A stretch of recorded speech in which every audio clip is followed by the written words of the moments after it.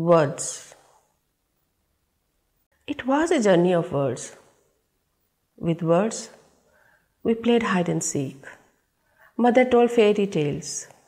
We invoked the sky to rain, our farms to yield us grain. Roamed the streets confident in the familiarity of the soil under our feet. But one day, the word echoed, gold. And the game of hide and seek turned into search of gold. We traversed mountains, rivers, and oceans, scattering in all directions. Our words were rapidly changing. Old words were losing their meaning. Our words were giving away our identity, and we were desperate to change that. With words, we lost our songs, thoughts, imagination, and above all, touch of our own people. In this journey of Homo sapiens, a few words won and plenty lost.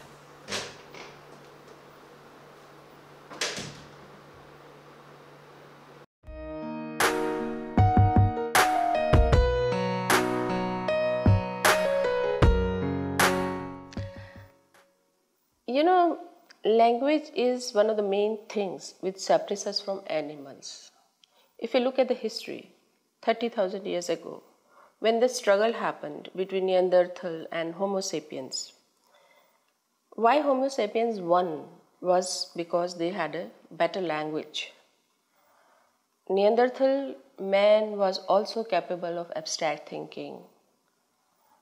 They also had a kind of religion happening for them. Physically, they were strong enough.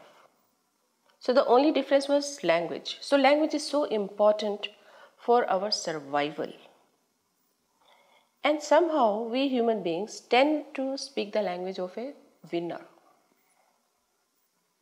So when colonization happened, for instance, with that we also started adopting the language of a winner. What we do is, with language, we collect our knowledge and we pass it on to the next generation.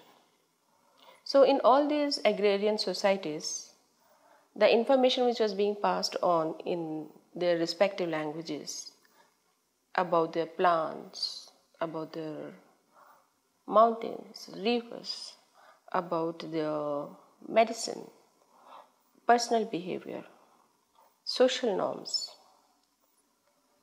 it started losing its existence. As the language became obsolete, so did this knowledge. Now, if you look at India, for instance, India was culturally much superior to Britain, but for certain reasons we lost the wars and they became India's master. And till today we are paying its price, that we prefer our children to learn their language first and then our own. And with that we are losing our confidence, our creativity.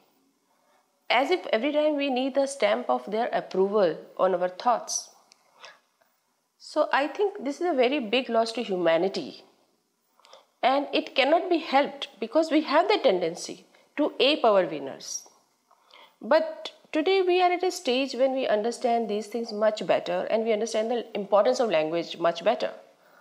So as a civilization, the societies which have lost their languages and with that information of their ethnicity, they should try to revive it and they should learn to respect it, because that's the only way that the whole planet can come together and can be equal. Otherwise, there is no way that we can match up with the countries whose language we are trying to ape. Our energies are being wasted in learning their languages. And we are trying to learn their environment. And we are looking at our lives from their perspective. Because everything is happening in a language.